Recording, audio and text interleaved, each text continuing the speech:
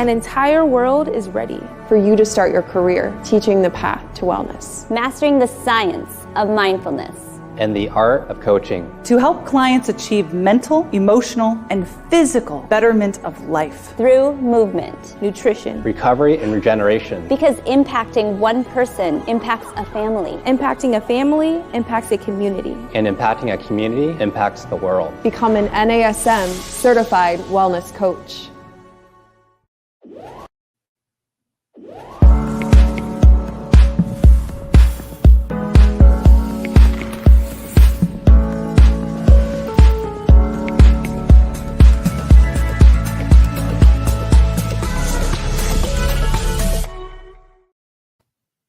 Hey everyone, welcome to our Strong Mind, Strong Body podcast. I'm your host, Angie Miller, and today we are going to talk about True Crimes, the Trainer Edition. I kind of wish we had some really cool music here, some kind of, scary music or something. So, true crime podcasts, those are all the rage. I know tons of my friends, my family is very caught up in these true crime podcasts, but you're not going to learn about any real criminal activity in this podcast, but you will hear some scary mistakes that I think that we as trainers sometimes make that probably haunt our clients more than we think they do. And my goal is that you are going to walk away with a toolkit of trainer traits. They're going to keep your record clean and keep your clients coming back. So let's talk about true crimes. Let's talk about some things that we as trainers might be doing to haunt our clients. First and foremost, I think the number one crime that a lot of us create or commit would be not creating emotional connection with our clients. I think it's probably kind of intuited in what we do that we probably enjoy people as a community of human beings. And we probably need to be interested in people on some level in order to connect with them and again, enjoy our work. But the truth is that we don't actually have to like a person. We don't even have to actually like a client to be able to create connection with them. And I think that a lot of times, even when we do like our client, we kind of miss these opportunities to connect with them on a deeper, more authentic level. But here's the thing, connection is really key because connection drives trust, and trust takes relationships to a whole new level. Trust, understanding, authenticity, those are key elements that really seal a relationship in stone. It really seals a relationship professionally, but it also makes it feel personal. And those are the kind of relationships that all of us love. We can have a professional relationship with someone, but we also, I think on some levels, want it to feel personal. So I think one of the best ways to truly connect with our clients is to listen. That key word I feel like is always listening. We need to hear them when they talk about their lives, their kids, their work, their fears, their worries, their concerns. And if they don't readily open up, then maybe it's up to us to ask them questions, to invite them to tell their story. Not to be intrusive, but more open-ended questions that invite conversation and connection. And open-ended questions, again, invite people to talk and to tell us more about them and more about their story. Ideally, I know that I know that I am asking those questions in the intake session because it helps us to determine what type of training that we're going to do with our clients because we want to make sure that our training matches their lifestyle and their goals. But how much are we continuing these conversations throughout the training sessions? Well, we know more about our clients. We get a better understanding of what their actual value system is, what's most important to them. And if our training aligns with their values, then they're going to be more intrinsically motivated. What I really want to know about my clients is what turns on their switch. What makes them want to get out of bed in the morning? Because in my opinion, it's less about programming and more about a personal connection and relationship building. Any trainer can develop programs, but not all trainers can build that connection. There are tons of trainers out there. So how are you going to stand out in a sea of trainers? I think it's your ability to reach your clients on a personal level and make them feel seen and valued and understood. So I have an example. I recently went to a very large convention. I went to Idea World, and a fellow presenter walked up to me. We've known each other many, many years. We've actually taught together at different conventions. And she came up to me and she said, "I can't remember your name."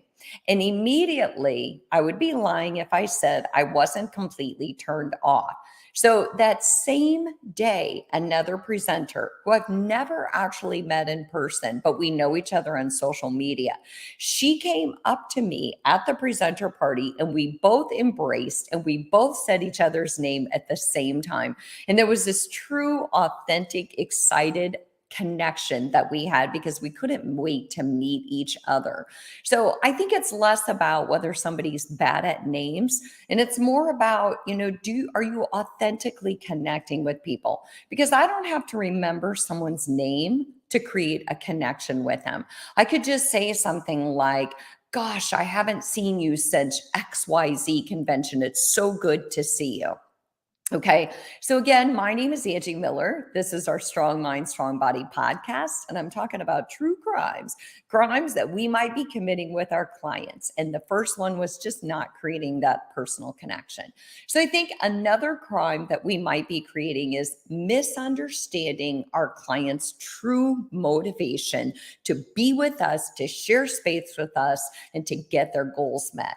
So if you reflect back to kind of what I just said about intrinsic motivation being the main driver to success in life and in exercise, I think we have to know what's in here, what truly intrinsically motivates our clients. Do they love to be challenged? Do they love to learn new things? Are they more comfortable playing it safe and doing what they know? Because if they are, then we have to just make sure we set smaller, more achievable goals so that we build self-belief and we don't push them too hard too soon. But here's the caveat, I think, about motivation. We've grown up in a world where we are so wired toward extrinsic motivation. We're conditioned to focus on things like bonuses or salaries. We grew up needing to get the A or be at the top of our class.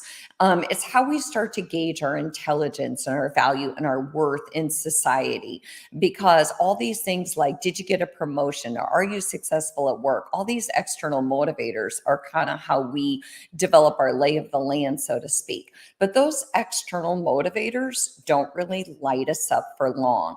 They don't get to the heart of what really matters to us. Because we all want to be paid and we all have to pay the bills. That's a fact. But keep in mind that external motivators, like when gyms give out free t-shirts, stuff like that, those extrinsic motivators don't hold a candle to intrinsic motivation when it comes to long-term exercise adherence for our clients. So we're better trainers when we tap into what truly motivates our clients. So if you remember, I did a podcast last year called Fixed versus Growth Mindset, and I talked about how to reshape the way that we think in order to kind of get or unlock our true potential. And all the research supports that those with a growth mindset are the ones who are focused on reaching their highest potential. They're more open to challenges and opportunities, and they're more naturally, intrinsically motivated. So if we want to really help our clients develop a growth mindset, which is what that whole podcast was about, then we have to help them focus on process over outcome. So we have to make it less about the end goal, which is the outcome, and more about the process that they go through to get to that goal. So how their daily effort, how being consistent on a day-to-day basis is paying off, what they're learning about their body, what they're discovering about their personal strength, and how empowered they feel knowing that they have what it takes to get to a goal. So, last but not least, we kind of have to remember, though, that motivations change over time. So, what motivated them in the beginning is probably going to change as they reach those goals. So, keep asking them questions. I always say that what I used to exercise for back in my 20s was so much about external things, how I looked, and it really had very little to do with how I feel. And now, what brings me to the gym is because I want to feel good. I want to have positive emotion. I want to keep my brain healthy. So motivations change over time. So crime number 3, again, I'm Angie Miller. This is our Strong Mind, Strong Body podcast. And I'm talking about, this is our True Crimes episode on crimes that we as trainers commit that kind of haunt our clients. So number 3 is being the know-it-all trainer. In truth, the thing is, we only know what we know. And the more we learn, the more we grow, the more we realize, gosh, there's so much out there that I really don't know. Every time I go to a convention or every time I take a certification, I really realize there's so much I don't know. There's so much I didn't know last time I trained my client, and I'll continue to feel like that as long as I'm taking courses and learning. So we are limited, and we have to maintain perspective. So that's personally why I don't like the word expert. I know a lot of people call themselves an expert, and I'm not calling you out for calling yourself an expert. But to me, an expert is like, okay, I got my stake in the ground. I'm an expert. I'm good. I don't need to learn anymore. But knowledge is power, and it's not power to be used against people from a place of, I know what's best for you, so just listen to me.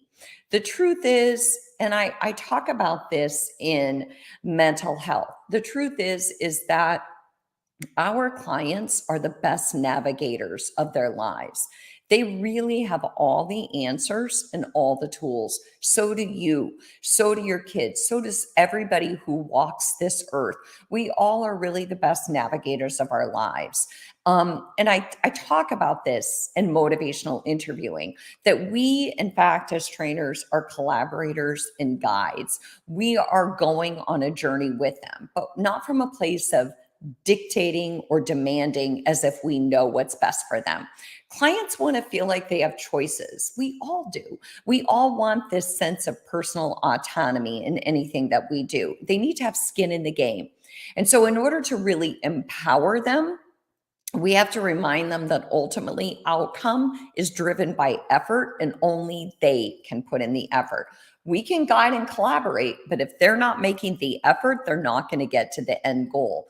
So being that trainer who's always reading, learning, educating themselves, taking courses, that's going to keep us more adaptable and flexible, and kind of just putting that ego at the door and saying, you know what I know. But my client is in charge of their body. They have personal bodily autonomy, and I just need to meet them where they're at. Give them the tools, but let them succeed. All right. So again, I'm Angie Miller. This is Strong Mind, Strong Body, and we are talking about true crimes that we might be committing that haunt our clients. So crime number 4 is we're not educating our clients or arming them with useful information.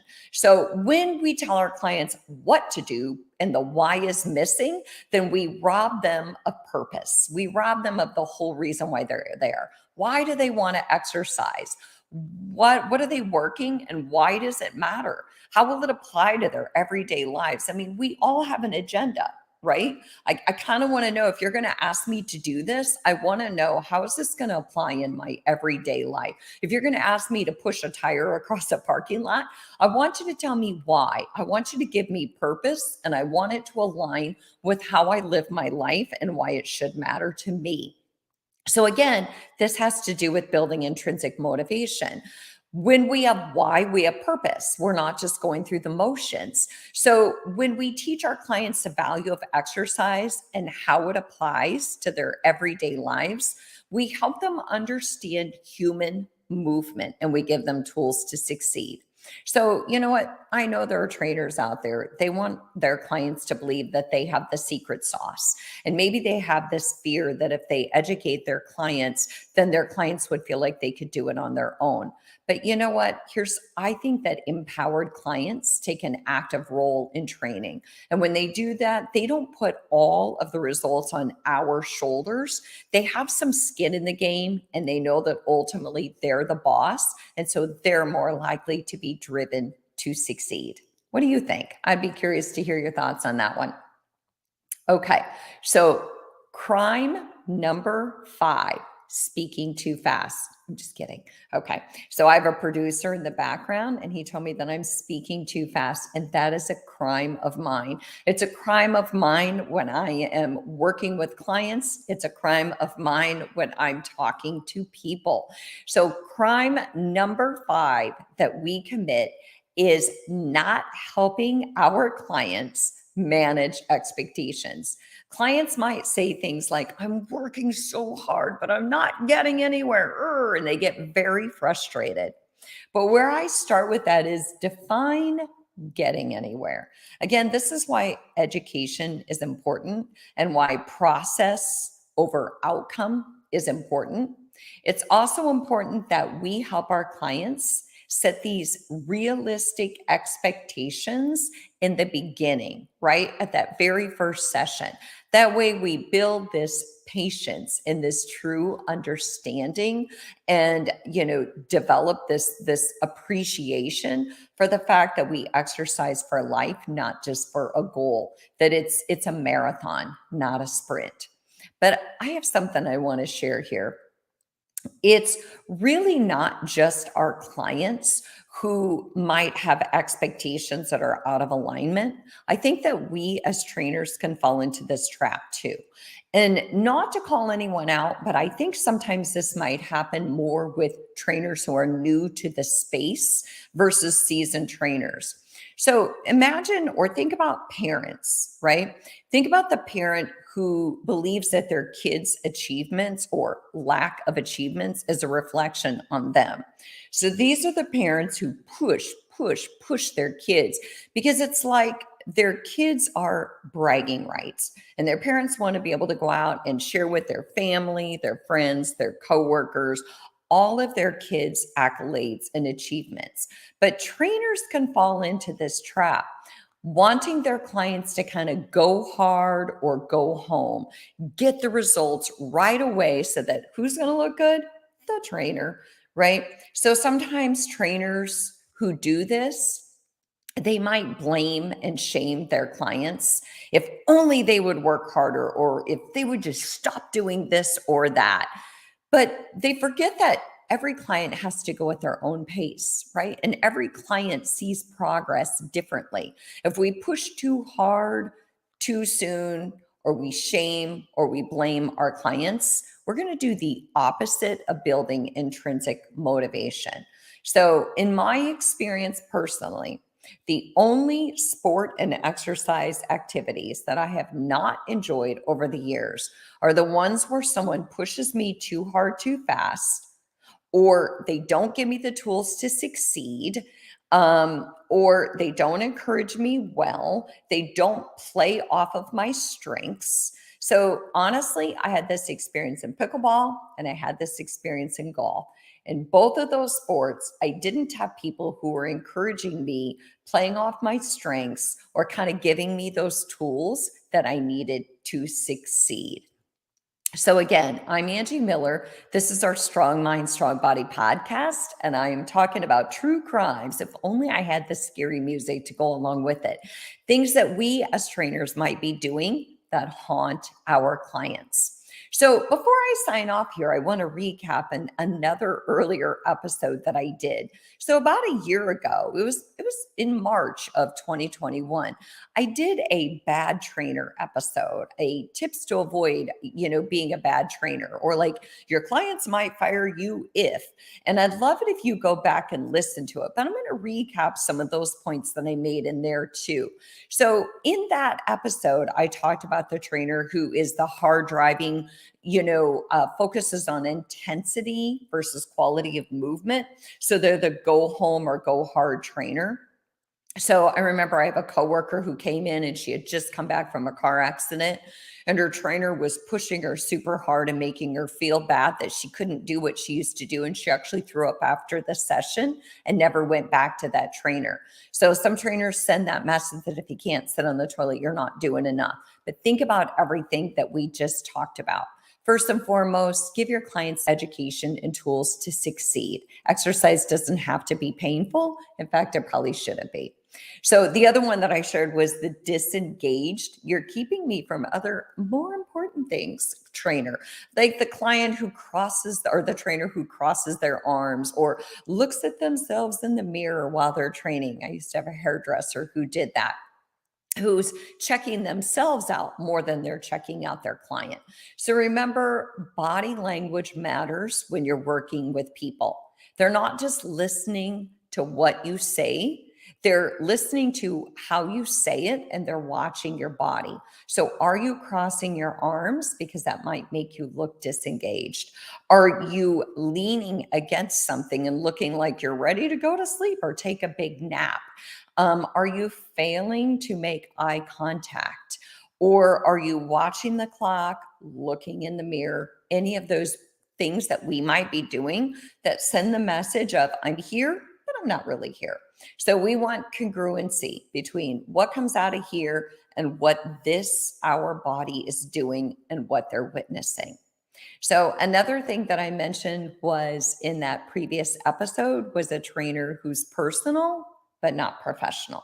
And this might be the trainer who wants to hang out with their clients. And everyone's going to have a different opinion on this one.